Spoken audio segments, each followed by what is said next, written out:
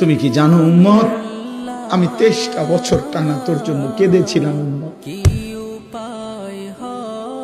আমি এমন কাঁদা কাঁদছি রে উম্মত তোদের জন্য।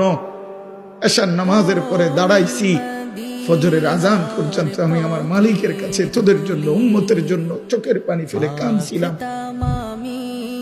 আমার এত চোখের পানি তোর দিল গলাইতে পারলো না। আমি তায়েফের পাথরের আঘাতে আমার পিঠটা চালনির মতো ছিদ্র ছিদ্র হয়ে গেছে রক্তে। আমি বুকে পেটে 2টা পাথর বাঁধছি ক্ষুধার কষ্টে। আমি উহুদের দান শহীদ করা রক্তে উহুদের ময়দানে পড়েছিলাম বেহুশ হয়ে। আমার ঘরের চুলায় 3 মাস রান্নার জন্য কোনোদিন চুলায় আগুন জ্বলে নাই।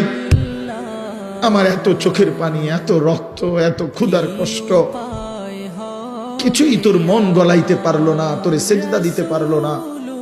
এটা আমার সামনে কি আনলা? আমি এই আমল নামা নিয়ে আল্লাহর সামনে কেমনে দাঁড়াবো?